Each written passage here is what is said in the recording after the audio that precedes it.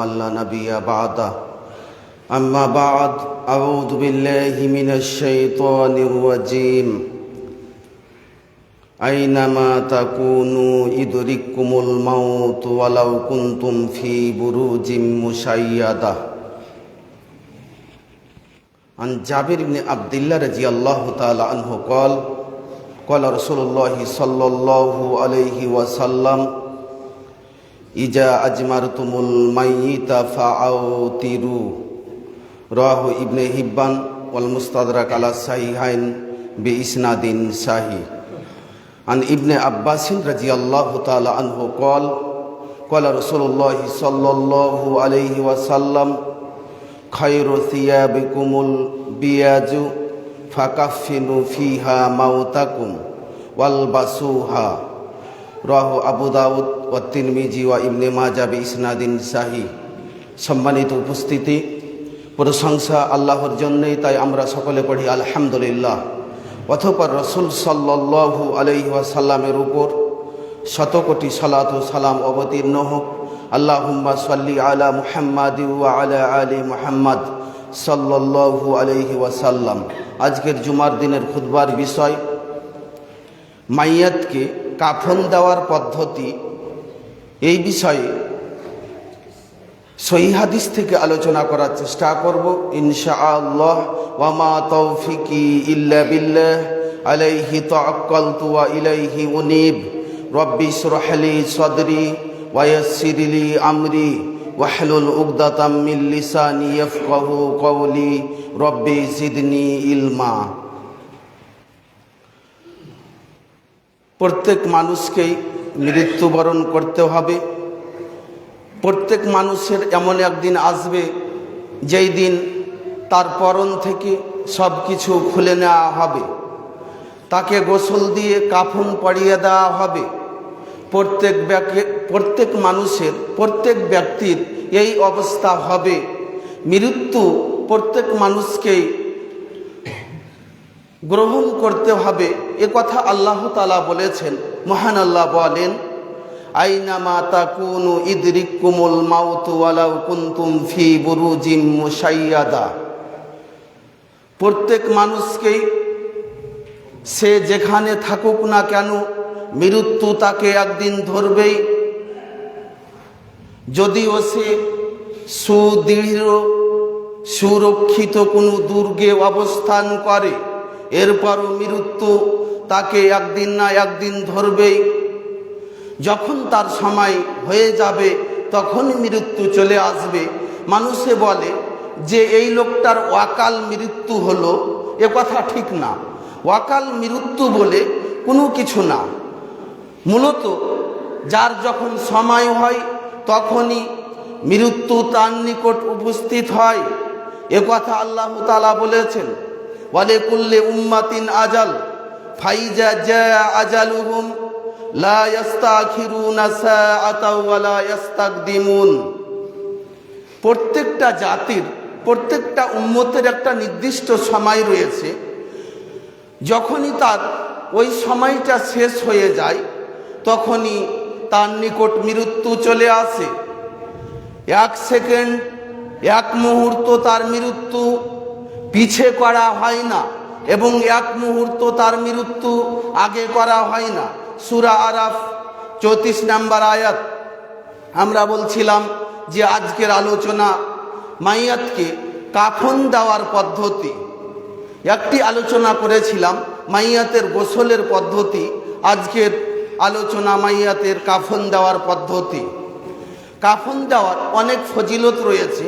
আবু উমামা বাহিলী রাদিয়াল্লাহু তাআলা আনহু বলেন, রাসূল সাল্লাল্লাহু আলাইহি ওয়াসাল্লাম বলেছেন, যখন কোনো ব্যক্তি কোনো মাইয়াতকে গোসল দেয় তাহারাহুল্লাহু মিন জুনুবিহি, আল্লাহ তাআলা তার পাপগুলোকে ক্ষমা করে দেয়। ওয়াইন হুয়া কাফানাহু কাসাহুল্লাহু মিনাস সুন্দুস, কোনো ব্যক্তি যদি কোনো মুসলমান মাইয়াতকে কাফন পরিধান করায় তাহলে তাকে জান্নাতের রেশমের কাপড় পরিধান করা হবে। বাইহাকি শুআবুল ঈমান 8829 নম্বর হাদিস। তাহলে মাইয়াতকে কাফন দেওয়ার মর্যাদা রয়েছে। মাইয়াতকে আমরা কাফন দেব, কাফন দেওয়ার সময় আমাদের প্রথম নম্বরে জানতে হবে যে মাইয়াতের কাফনের ব্যবস্থা কোথা থেকে হবে। আমাদের সমাজে যেটা চালু রয়েছে যে যারা দায়িত্ববান রয়েছে মরল সর্দার, গোটা গ্রামের যারা মারা যাবে তাদের জন্য 10 টাকা থেকে বাইতুল মাল থেকে কাফনের কাপড় কিনে রাখা হয়। যেই মারা যায় ওই কাফন থেকে তাকে কাফন দেওয়া হয়। এই পদ্ধতি সঠিক না। সঠিক পদ্ধতি হচ্ছে মাইয়াতের কাফন ব্যবস্থা করতে হবে নিজের মাল থেকে, নিজের সম্পদ থেকে। লেখক এখানে বলছেন ইয়াজিবু তাকফিন আল মাইয়িত, ইয়াজিবু তাকফিনুল মাইয়িত মিন মালিহি। মাইয়াতের কাফনের ব্যবস্থা করতে হবে তার সম্পদ থেকে। ফাইল্লাম ইয়াকুল্লাহু মালুন, তার যদি সম্পদ না থাকে, তার যদি টাকা পয়সা না থাকে, ফাআলা মান তালজামাহু নাফাকাতাহু, তাহলে দেখতে হবে তার ভরণ পোষণের দায়িত্ব কার ছিল। মিনাল উসুল ওয়াল ফুরু, উপর দিক থেকে হোক অথবা নিচের দিক থেকে হোক, যে মারা যাচ্ছে তার যদি নিজের কোনো সম্পদ না থাকে তাহলে তার ভার দায়িত্ব কে বহন করত? তার খাওয়া দাওয়া ভরণ পোষণের দায়িত্ব কে পালন করত? সে তার কাফনের ব্যবস্থা করবে। সেটা উপরের দিকে হতে পারে, নিচের দিকে হতে পারে। উপরের দিকে বাপ দাদা, নিচের দিকে ছেলে, ছেলের ছেলে, এইভাবে। তাহলে এটি হচ্ছে সঠিক পদ্ধতি যে মাইয়াতের কাফনের ব্যবস্থা হবে তার নিজের সম্পদ থেকে। এমনকি কাফনের সাথে যত কিছু প্রয়োজন, কবরের জন্য একটা শোক প্রয়োজন, আতর সুগন্ধির প্রয়োজন, সমস্ত কিছু নিজের সম্পদ থেকে হবে। কোনো মানুষ মারা গেলে, মুসলিম ব্যক্তি মারা গেলে তার সম্পদ ভাগ হওয়ার পূর্বে আরও 3টি কাজ রয়েছে। 1 নাম্বার হচ্ছে তার সম্পদ থেকে কাফনের ব্যবস্থা করতে হবে। 2 নাম্বার তার কোনো ঋণ থাকলে পরিশোধ করতে হবে। 3 নাম্বারে সে যদি কোনো ওয়াসিয়ত করে যায় যে অমুককে এতটা সম্পদ দিয়ে দিও, তাহলে তার ওয়াসিয়ত পূরণ করতে হবে। এরপরে সম্পদ ভাগ। তাহলে প্রথম নাম্বারে তার সম্পদ থেকে কাফনের ব্যবস্থা করতে হবে। এই ব্যাপারে হাদিস পেশ করি। লেখক বলছেন তিনি তো বিনা দলিলে কথা বলেননি, দলিল বুখারী মুসলিমে রয়েছে। বুখারী 1276 নম্বর হাদিস, আবু দাউদ 876 নম্বর হাদিস। খাব্বাব বিন আরাত রাদিয়াল্লাহু তাআলা আনহু বলেন, মুসাব ইবনে উমার কুতিলা ইয়াউমা উহুদিন। মুসাব ইবনে উমার একজন বিখ্যাত ধনী ব্যক্তি, ধনী সাহাবী, যিনি উহুদের যুদ্ধে মৃত্যুবরণ করেন। উহুদের যুদ্ধে যাকে শহীদ করে দেওয়া হয় তার ব্যাপারে বলা হচ্ছে ওয়ালাম তাকুল্লাহু ইল্লা নামিরা, তার কাফনের ব্যবস্থা করার জন্য একটি চাদর ছাড়া আর কিছু অতিরিক্ত ছিল না। তিনি এত ধনী ব্যক্তি হওয়ার পরও যখন হিজরত করে মদিনা গেলেন, ইসলাম গ্রহণ করে রসুলের নিকট, তখন তার কাপড় চোপড়, ধন সম্পদ সমস্ত কিছু ছিনিয়ে নেওয়া হয়েছিল। তাকে নিঃস্ব করে, অসহায় করে বিদায় করা হয়েছিল। তো তিনি এত ধনী হওয়ার পরও তার মৃত্যুর পরে তার কাফনের কাপড় পর্যন্ত হচ্ছে না। এখানে বলা হচ্ছে কুন্না ইদা গাত্তাইনা বিহা রাসাহু খারাজাত রিজলাহু, যখন তার একটা চাদর পাওয়া গেল, সেই চাদর দিয়ে মাথা ঢাকা হচ্ছে তো পা উদাম হয়ে যাচ্ছে, এবং পায়ের দিক ঢাকা হচ্ছে তো মাথা উদাম হয়ে যাচ্ছে। আল্লাহ রসুল বললেন যে তার পায়ের দিক, তার মাথার দিক থেকে ঢেকে দাও এবং পায়ের দিকে ইজখির নামক এক প্রকার সুগন্ধিময় ঘাস রয়েছে, সেটা পায়ের দিকে চাপিয়ে দাও। এ হাদিস তো বুখারী মুসলিম। তাহলে আমরা বলছিলাম যে তিনি, তার কাফনের ব্যবস্থা হচ্ছে না একটা চাদর ছাড়া, দ্বিতীয় কোনো চাদর নাই, তৃতীয় কোনো চাদর নাই। ওখানে আল্লাহ রসুল উপস্থিত, এরপরও তো আল্লাহ রসুল বলতে পারতেন, অনেক সাহাবী ধনী ছিল যে উমুকের কাফনের ব্যবস্থা, মুসাব বিন উমাইরের কাফনের ব্যবস্থা তোমরা করে দাও, একজন দান করে দাও, এ কথা তো বললেন না। তাহলে বোঝা যাচ্ছে যে কাফন হবে নিজের সম্পদ থেকে। নিজের ভাই মারা গেল, সে নিজ ইচ্ছাতে তার ভাইকে কাফন দান করতে পারবে না, এটা সঠিক না। সঠিক হচ্ছে নিজের সম্পদ থেকে কাফনের ব্যবস্থা করতে হবে।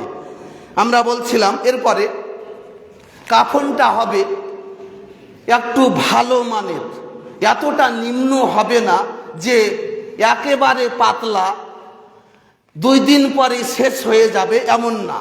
জাবের রাদিয়াল্লাহু তাআলা আনহু বলেন, রাসূল সাল্লাল্লাহু আলাইহি সাল্লাম বলেছেন, ইজা কাফানা আহাদুকুম আখাহু ফাল ইউহাসসিন কাফনাহু, যখন তোমাদের মধ্যে তোমাদের কোনো ভাই কাফনের ব্যবস্থা করবে কোনো মাইয়াতের জন্য, তখন তাকে কাফনটা যেন ভালো করে, সুন্দর ব্যবস্থা করে, উত্তম দায়। এর অর্থ এই নয় যে অনেক দামি দিতে হবে, এটা না। মধ্যম মানের কাফনের ব্যবস্থা করতে হবে। এই হাদিস সহিহ মুসলিম 2074 নম্বর হাদিস। তো আমরা বলছিলাম 2টি পয়েন্ট বললাম, এরপরে 3 নম্বরে আসবো, কাফন দেওয়ার পদ্ধতি। কাফন মাইয়াতকে কিভাবে দিতে হবে? লেখক এখানে বলছেন, ইসান্নু আইকাফানার রাজুলু ফি সালাসি লাফাইফ। কাফন দেওয়ার সুন্নাত হচ্ছে, পদ্ধতি হচ্ছে 3টি কাপড়ে কাফন দিতে হবে। 3টি হবে চাদর, 3টাই হবে চাদর এবং সমান হবে। সাধারণত মাইয়াত থেকে মাথার দিকে কিছুটা বড় থাকবে, পায়ের দিকে কিছুটা বড় থাকবে, 3টাই হবে চাদর, 3টাই সমান হবে। বিদিন সেই কাফনগুলো হবে, কাপড়গুলো হবে সাদা, জাদিদাতিন এবং নতুন। এগুলো হচ্ছে সুন্নাত। লেখক বলছেন সুন্নাত মানে, এর মানে ওয়াজিব না। 3টি কাফন দেওয়া সুন্নাত। একটি কাফন দিয়েও মাইয়াতকে ঢাকলো কোনো সমস্যা নাই, যদি অভাব না থাকে। একটি দেওয়া হচ্ছে ওয়াজিব আর 3টি দেওয়া হচ্ছে সুন্নাত। এবং এগুলো সাদা হওয়াটা হচ্ছে সুন্নাত। তবে রঙিন কাপড়ও কাফন দেওয়া যায়, রঙিন কাপড়ও কাফন দেওয়াতে কোনো অসুবিধা নাই। এবং নিজের পরিধানের বস্ত্র দিয়েও কাফন দেওয়া যায়। কোনো ব্যক্তি একটা চাদর পরিধান করে, সে যদি ইচ্ছা করে এই চাদরটা আমি রেখে দিলাম, আমার এই চাদর দিয়ে কাফন দিয়ে দেব, কোনো সমস্যা নাই। সহিহ বুখারী 1887 নম্বর হাদিস।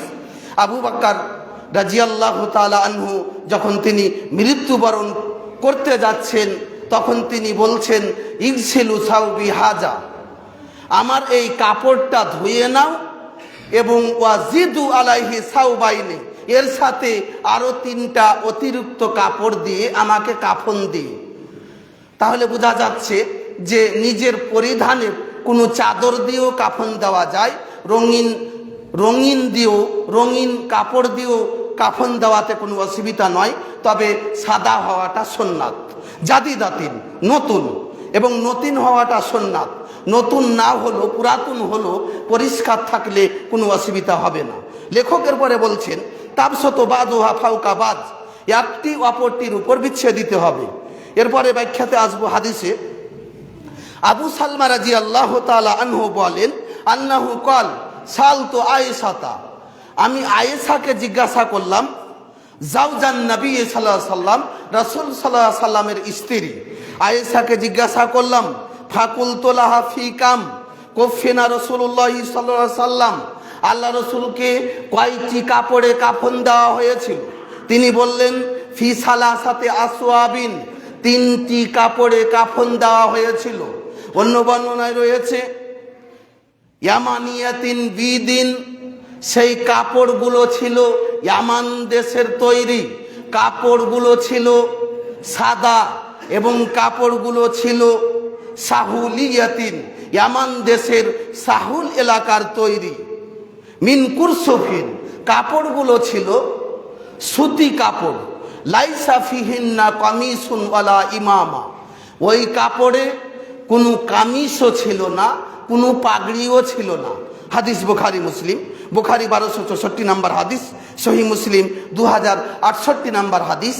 এই হাদিসে বোঝা যাচ্ছে যে রাসূল সাল্লাল্লাহু আলাইহি সাল্লামকে তিনটি কাপড়ে কাফন দেওয়া হয়েছিল।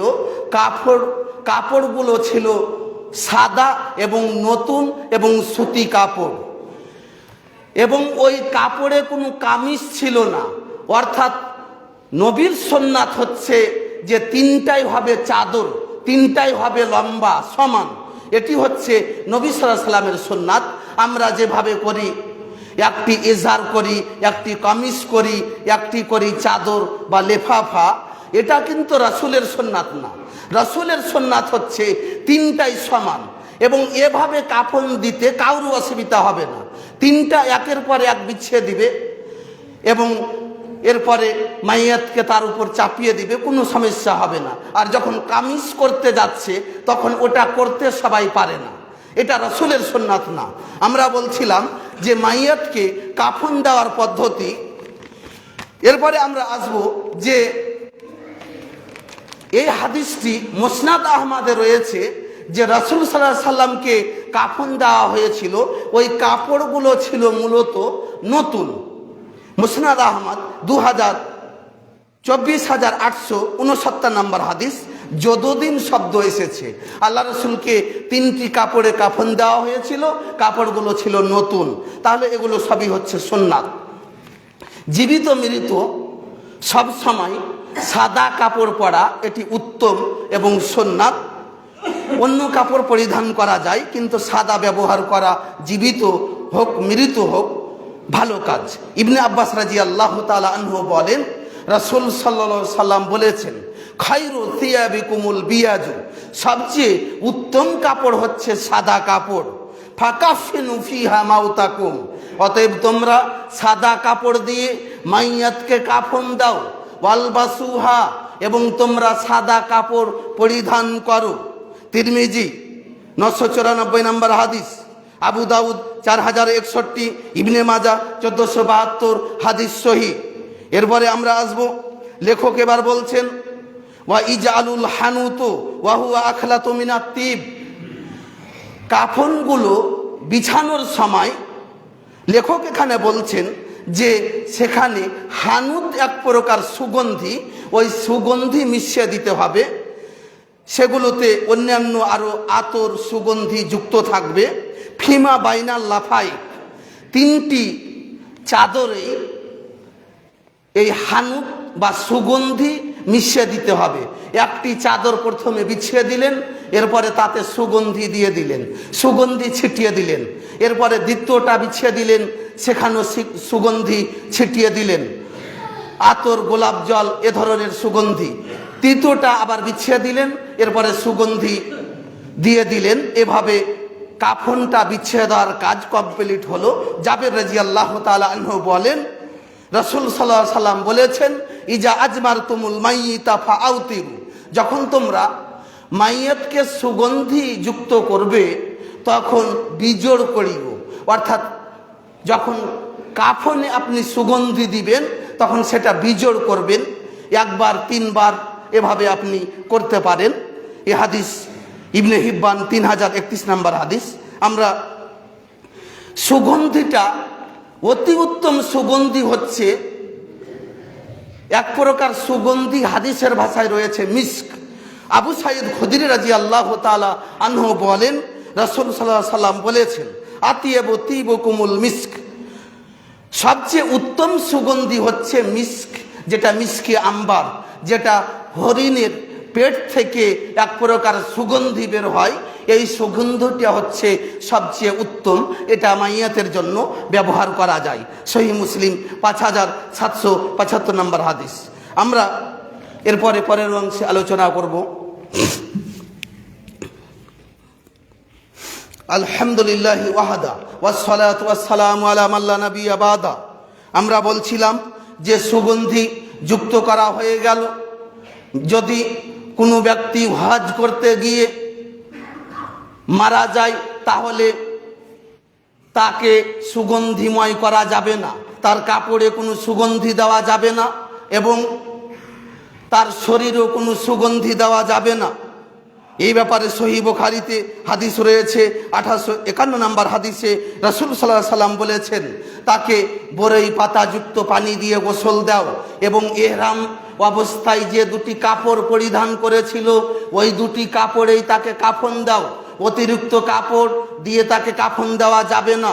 ওয়ালা তামাসসুহু বিতিবিন, এবং সুগন্ধি দিও না। এবং রাসূল সাল্লাল্লাহু আলাইহি ওয়াসাল্লাম আরও বলেন, ওয়ালা তুখাম্মিরু রাসাহু, তার মাথা ঢাকো না, তার মাথা ঢাকা যাবে না। কারণ কিয়ামতের দিন সে ফাইন্নাহু ইবাসু ইয়াউমাল কিয়ামাতে মুলাব্বিয়ান, কিয়ামতের দিন সে লাব্বাইক লাব্বাইক এই দোয়া তালবিয়া পড়তে পড়তে কিয়ামতের মাঠে উপস্থিত হবে। তাহলে হজ করতে গিয়ে কেউ মারা গেলে তাকে তার কাপড়ে কোনো সুগন্ধি দেওয়া যাবে না, তার মাথা ঢাকা যাবে না যদি পুরুষ হয়, এবং অতিরিক্ত ওই দুইটি কাপড় ছাড়া অতিরিক্ত কাপড় ব্যবহার করা যাবে না। এরপরে আমরা আসব যে মাইয়াতের সময় আরও একটি ভুল করা হয় যে তার চোখে সুরমা লাগা হয়। এই ব্যাপারে কোনো হাদিস নাই, কোনো সহিহ হাদিস পাওয়া যায় না যে মাইয়াতকে তাকে যখন কাফন পরিধান করা হবে তখন চোখে সুরমা দিতে হবে, এ ব্যাপারে কোনো হাদিস নাই। প্রায় স্কলারগণই এটাকে বেদাত বলেছেন, এটা থেকে আমাদেরকে পরিত্যাগ করতে হবে।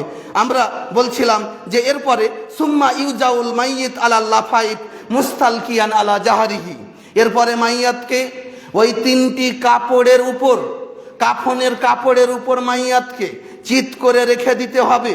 সুম্মা ইউরাদ্দু তারফুল লিফাফাতিল উলিয়া মিন জানিবিল আইসার, এরপরে লেখক বলছেন যে প্রথম কাপড়টা বাম দিক আগে উঠাবে, বাম দিক আগে উঠাবে, এরপরে ডান দিক উঠাবে, কারণ যে ডান দিকটা উপরে রাখতে হবে।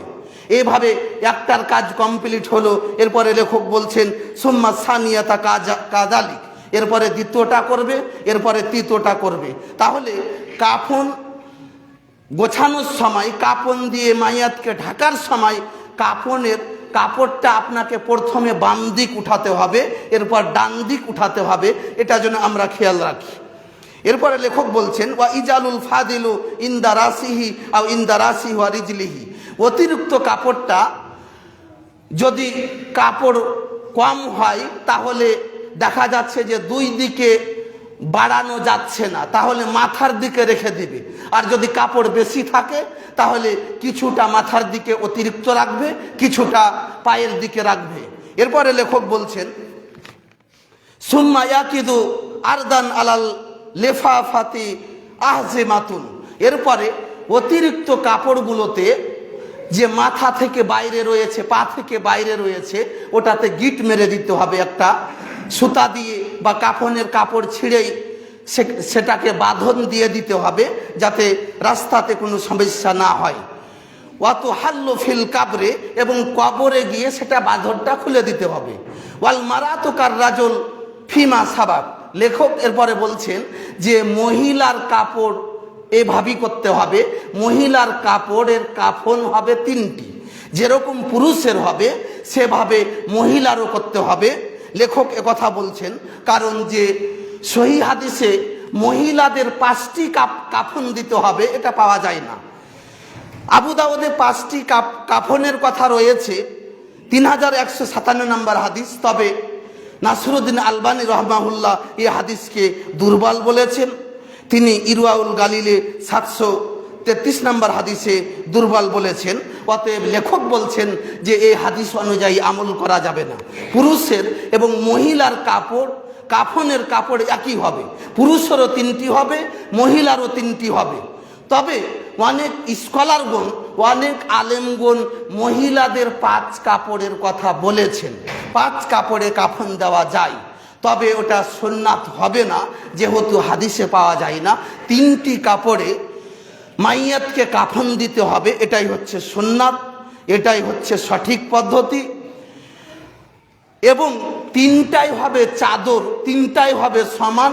কেউ যদি একটা কামিজ করে, একটা এজার করে, একটি চাদর করে, এটা জায়েজ রয়েছে, ওটা না জায়েজ হবে না।